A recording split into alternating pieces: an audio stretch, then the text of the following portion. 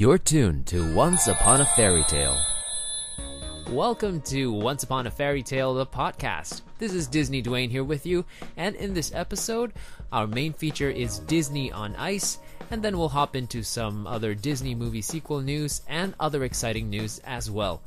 I know that Disney on Ice is not as popular as, say, Disney Movie or Disney Park News, but I thought it would be essential in any case to do a coverage on this, as there is not much cohesive information available on the internet about Disney on Ice. Alright, let's get started. Disney on Ice began in 1981 after Feld Entertainment acquired the license from Disney. From my own research, I found that they currently have 6 different productions running. I found that with Disney on Ice, there is only one version of each show running at a time. This is unlike Disney musicals like Beauty and the Beast, for example, which at present has a domestic US as well as an international tour running concurrently. Disney on Ice shows usually debut in the US and run for 2 years before moving to Japan and Australia in the 3rd year. In the 4th year, the show normally goes to the UK and other parts of the world before returning for a bit to the US, then on to any other parts of the world. I noticed that this trend has somewhat changed though.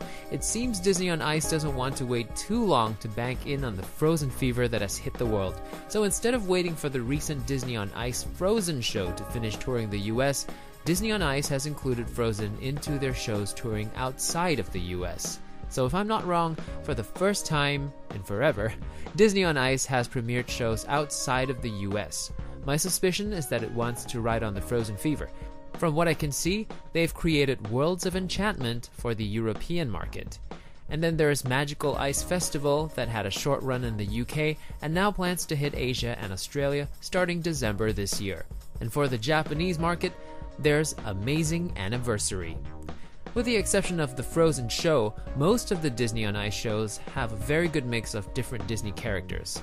For your convenience, all Disney on Ice show synopses and where they are traveling in the world are included in the podcast notes, which you can find on our Facebook page, and the address is www.facebook.com/onceuponafairytaletime. Once again, it's www.facebook.com/onceuponafairytaletime. And don't forget to subscribe to us on iTunes, SoundCloud, and on the YouTube channel. Here's the best thing you can do if you want to find out if a Disney on Ice show is coming to a venue near you. Go to the www.disneyonice.com website and select the appropriate country. You should be directed to a specific website that will allow you to purchase tickets if there is a show on its way. However, I've compiled a comprehensive chart in the podcast notes for your convenience. I do have to say though that information on Disney on Ice shows is quite scattered, and even Feldman Entertainment was not very helpful in providing me answers. This is especially so for the Disney Live show that they present. Disney Live is a series of Broadway-quality interactive touring theater productions featuring Disney-themed stories for families with young children, launched in 2004. The www.disneylive.com website only provides information on shows in the US and Mexico. I've provided links to the Disney Live Asia and Australia websites in the podcast notes. I'm uncertain if there are any Disney Live shows running in Japan or Europe at the moment, unfortunately. Disney Media Relations has really not been very helpful. If you look up Disney on Ice or Disney Live on Wikipedia, do note that not all shows listed under current shows are actually still in production. So guys, I think your best bet would still be our Once Upon a Fairy Tale podcast notes. We take care of you here. Okay, and that's all for Disney on Ice. Disney movie sequels is what's next. In podcast episode 1, we explored all the titled Disney movies with release dates. There have been small changes to the lineup, including added untitled films and release dates up to 2020. And if you're interested in finding out more, you can head back to podcast notes 1 for updates. Meanwhile, there are many other upcoming Disney films that are still in the early stages of development. For this podcast, I've picked out movie sequels to focus on, and I've got 5 to share. The first big news is that Descendants has been confirmed for a sequel. This is no surprise given the success of the first movie, with over 32 million views worldwide, making it cable television's 5th highest rated movie of all time. The current animated shorts, called Wicked World, have over 10 million views on YouTube.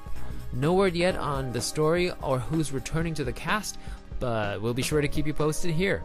They also had this really big event at Disneyland just a couple of days ago from the time of this recording. Mary Poppins also gets a sequel. It will be a musical and will take place 20 years after the original movie. The story will be drawn from the book series by P.L. Travers.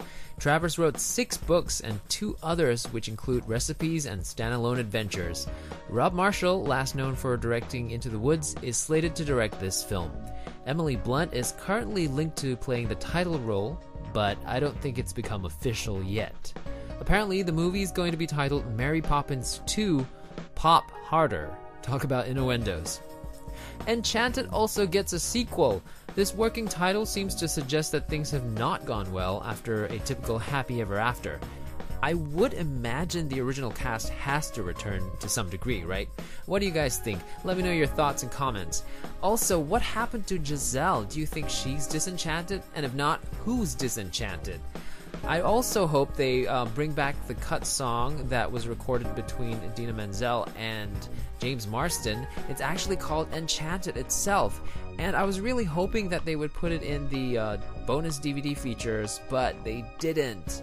A friend of mine was an extra on that movie and heard the song. I was also in background, an extra on the movie, but my scene with Susan Sarandon was actually cut. So she comes out of the manhole, and you used to be able to see me in the original edit, but now that's gone. It's okay. I always comfort myself with the fact that I got to sing with the original voice of Jasmine, Lea Salonga, and you can actually watch that video on my YouTube channel, and if you just look up Disney Dwayne in the search engine, you'll be able to find it. I've also transferred the title of Disney Dust to a new series that I've started on YouTube when I broadcast live casually about just Disney stuff, and this one is not a podcast, so you'll actually be able to see me talking into the camera. In the first episode, I unboxed 2 Disney Infinity toys that came through the mail. Alright, back to sequels. This one is something I'm really excited for. I really loved WreckIt Ralph, so I'm really glad that John C. Reilly has revealed that he will return to voice Ralph in the sequel. There have been discussions with Nintendo as well to have some of their stars like Mario, Luigi, Link, and Zelda share the screen with our current cast of characters. Disney is also hoping to include Tron in this movie. Finally, we have Maleficent. It also falls into the Disney sequel lineup. Screenwriter Linda Wolverton is the only one confirmed returning so far, and she was responsible for writing the script of the animated version of Beauty and the Beast. So I'm wondering why Maleficent wasn't that great. In my opinion, it kind of fell short of the magnificence of Maleficent herself. I mean, she didn't even turn into a dragon. She made one. Come on, Disney. I mean, you can reimagine stuff, but you know, this time around it wasn't that great. Luckily, Cinderella was reimagined really nicely, so that's renewed my faith in Disney live-action films. Angelina Jolie has expressed that she absolutely no longer wants to act and sees herself directing more, but Disney is still hoping she will reprise her role. Speaking of live-action films, in other news, the live-action Beauty and the Beast film slated for a March 17, 2017 release will feature 3 new songs. Days in the Sun and Forevermore are the 2 that have been announced. Alan Menken returns for this project. He has also mentioned that none of the Broadway songs will be in this movie. The film is being edited now, and he will score it next spring. In other news, Aladdin is out of the vault and on Blu-ray for its Diamond Edition. This edition will include a cut and previously unreleased song by Jafar called My Finest Hour. This edition also includes never-before-seen footage of Robin Williams recording for the voice of the genie. Speaking of music, We Love Disney compilation series releases their 3rd album. I'm sorry, I meant releases their 3rd album. I'm a theater actor, sometimes I make mistakes and I push through it. Previous releases were in France and Australia. This US release features a different lineup as well, including Ariana Grande. Is that how you pronounce her name? Because at Starbucks it's a grande, right? We also have Gwen Stefani and Jessie J. Some full tracks are already available for listening on the We Love Disney Vivo YouTube channel. This album will be available on October 30th. Uniqlo, a big Japanese fashion chain, has opened their biggest store to date in Shanghai. It's a concept store specifically for their new Disney collection, Magic for All. This collaboration will feature Disney, Pixar, Marvel, and Star Wars products. In spring 2016, Uniqlo will open its first store in the southeast of the US at Disney Springs, Florida.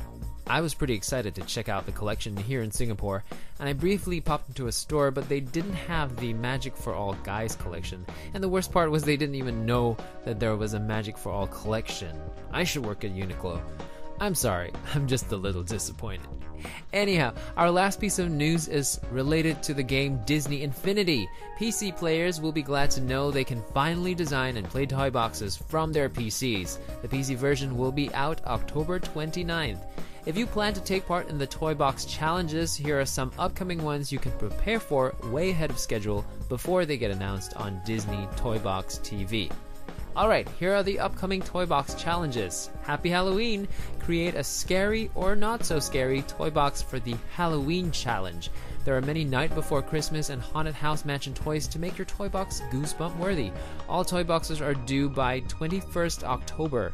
Be sure to use hashtag Halloween Challenge in the description of your toy box to be considered. Next up, we have the Inside Out Challenge. I'm just reading these off the website. Jump inside the mind of Riley and create a Mindscape toy box inspired by the Disney Pixar film Inside Out. All toy boxes for this are due 28th October, and be sure to include hashtag Inside Out Challenge to be considered for this one.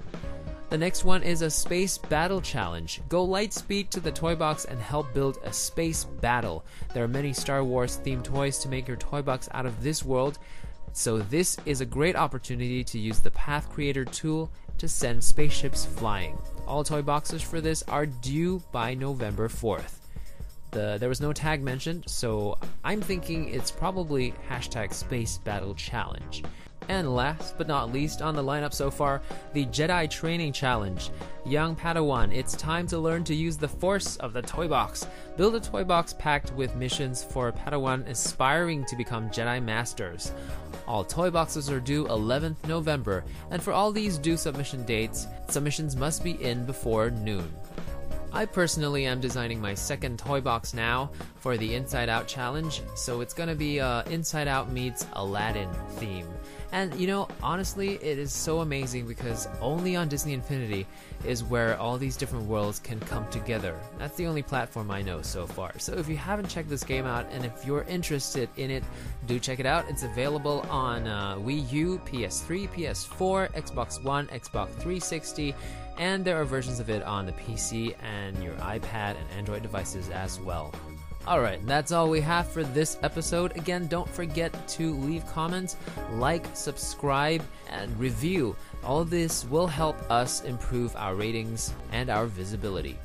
Our next episode should feature Disney books, and sometime in the future I'll have a guest on as well to talk about Disney music. Till then, have a great one.